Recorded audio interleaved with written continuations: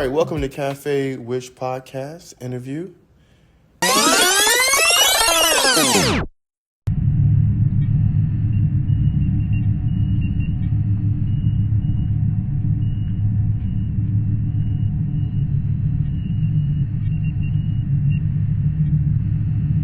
I just want your take, your thoughts, um, on the LGBTQ community from your perspective. So, can you just give me a rundown of that? Well, I feel like my perspective about LGBTQIA plus is more based on the lived experience here in the Philippines. So I feel like it's more vibrant but yet still underground here in the Philippines because of course Philippines is like a very conservative and religious country, so they're still not that open to it. Maybe they tolerate it, but they don't really accept it. Especially we don't have like bills and law that protect LGBTQIA people still. So yeah, it's still kind of on a process of being very loud, very public. Yeah, it's still under construction. I like that. So, I like that you said it's still under construction. But you did mention that it's underground. Yeah, Um, if I can give you kind of a window of the American experience of the LGBTQAI plus community. Now, back in the 70s and 80s, um, there were pageants and balls, things that we have now, like yeah, drag yeah, shows, started in the late 70s and 80s. Actually, quite frankly, they actually started in the early 1900s. oh, But far as modern day, what we see, what or how we reflect our community, comes from the late 1970s and 80s movements, yeah, right? And it was very much a hush hush community. It was illegal at one point to even be gay or to even yeah, um, be I don't want to be disrespectful, but cross dressing or yeah, doing drag, it was illegal at one point. And a lot of people suffered, and a lot of people died and was imprisoned and uh, went through a lot to get us to where we are today. And we could talk about that another time, yeah, yeah, but it's more about you. yeah, yeah. But one of the things that I realized um, when I experienced the LGBTQ community or LGBTQAI plus community here in the Philippines, I one of the things I realized I said, this makes me feel like that I'm back in the 90s. Yeah. You know, um, that's the first vibe I got was like this is definitely 90s culture Yeah. underground. You It's not that know, progressive still. Yeah. right, right, and it's kind of reminiscent of the '80s. Like I was a baby in the '80s, so I didn't get to experience that, but Yeah. it's like reminiscent of if I was able to experience that. Um, it's kind of giving me that type of flair or that type of vibe. Yeah, so that's definitely what I realized. But please continue. Tell me about um, how does living in a religious country or a theocracy, how does that impact um, the LGBTQAI plus community here?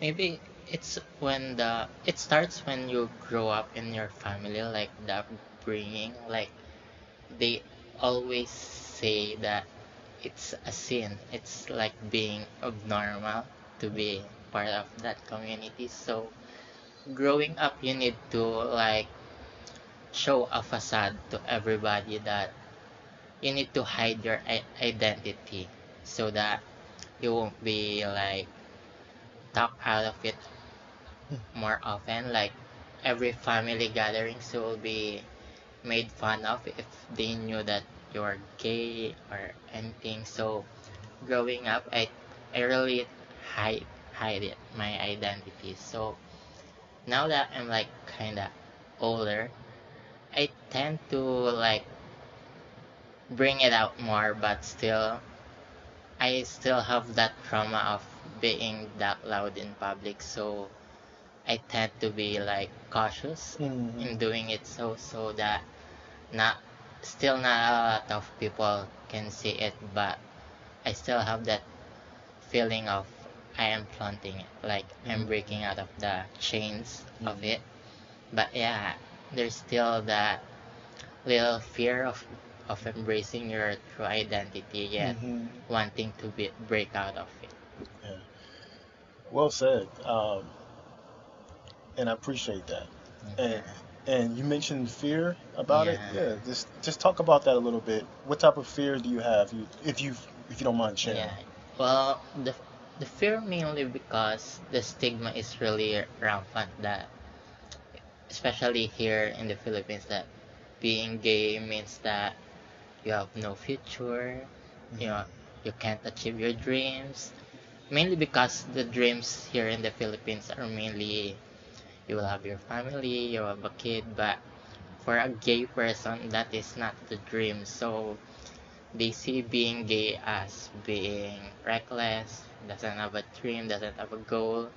But that's it. That's not the truth. But you don't want people to see you at that way, so you tend to like hide it.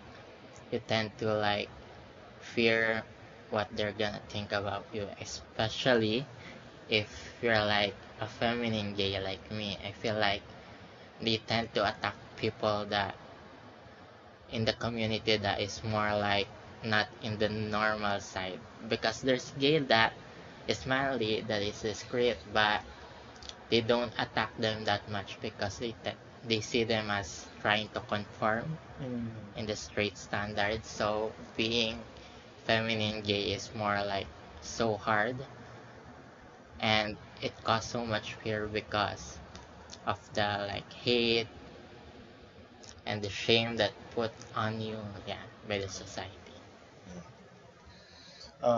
Me as a gay, um, I guess I would call myself masculine presenting. Yeah, Gay. I do have some feminine tendencies, I guess, but for the most part, I will consider myself and others who have, you know, family, friends, whatever, people who I know will say, "Hey, you're more masculine."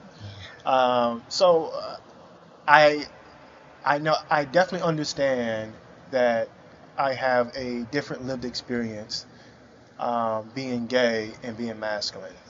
And then there are other layers I can add to that, but I don't want to get into that right now. But just sticking to being masculine and being, a gay man, um, I'm sure that my experience is going to be a lot different. How people interact with me, how men and other men interact with me, how other women interact with me. It's going to be different. It's going to be, good or bad, but I don't believe that my experience is going to be as intense as yeah, someone who is feminine.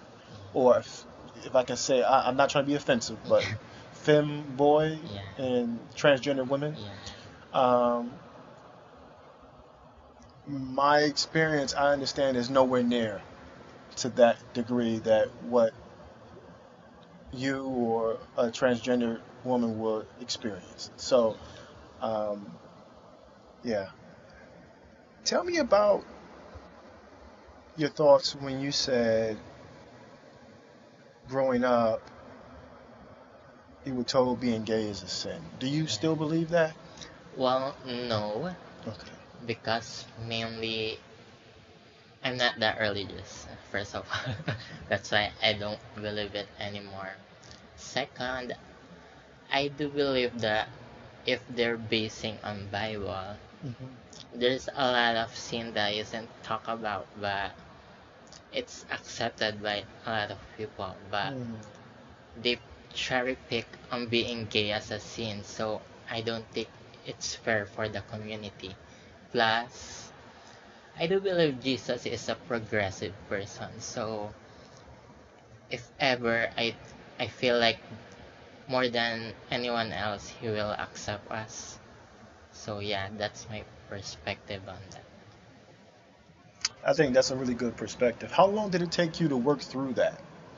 Mm, well, my family forced me to like go on churches until I'm like high school, Mm-hmm. junior high school. So I feel like I tried breaking out of that mindset Mm-hmm. like around 16 years old. Yeah, Mm-hmm. because that's when like social media is becoming rampant. So you have like many sources of information, Mm-hmm. knowledge, representation. Okay. Yeah, And so when you were in high school, you went through a lot of changes yeah. with family, religion, and going to church. And True. uh, so when was the age when you became more independent? I think that started like 17 years old. It's like the pandemic era. Okay. Yeah, when everyone is locked down in their home, Mm-hmm. I feel like that gave me like a time to like focus on my mind, Mm-hmm. to think on what path should I do next, what should I embrace, Mm-hmm. who am I, Mm-hmm. what do I feel like. Yeah, I feel like the pandemic really, I feel like bring out some best in us because it gives us the time to reflect on ourselves. Yeah, the pandemic was definitely a tough uh, experience Yeah, for pretty much the whole globe, true. around the world of worlds, right? We all experienced different levels of intensity of the epidemic, True. the pandemic, excuse me. But we all experienced it differently, but we all experienced it, right? Yeah, Um, yeah. So, how old are you now? 21. So you're 21 years old. Um, do you have new dreams and new visions for yourself? Yes. Okay. Do I, you want to talk about that? yeah.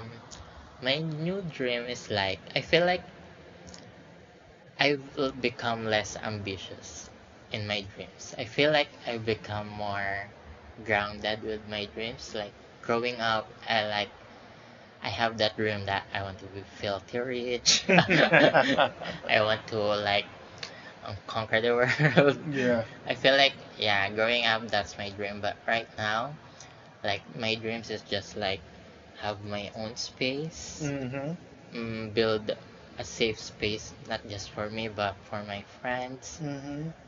I want to live my life on the truest self that I Mm. can be. Yeah. Yeah, I want since I grew up not living my truth, I feel like I've lost a lot of time. So now that's my main focus to like gain it back. Well, the beautiful part about it is that you're self-aware. You're young. You're Yeah, 21 years old, right? So you have so many more years to consider what you're considering now. Okay. yeah, Uh, you're still a baby. Okay. I So with wish. that, what I mean by a baby, you're a young adult. Yeah, Okay. So you're still going through your growing pains, yeah, coming out of being a teenager and true. becoming the man or lady that you want to become. Yeah, Um, and I think it's great that you are starting small, true. um, but you're being realistic and starting small. But it sounds like to me, only you can answer it, but it sounds like to me that you expect more, you want more, but you're taking things one thing at a time. Does Yeah, that sound right? yes, I think that's the best thing to do. true. Well, mainly I did that because living in a third world country, like Mm.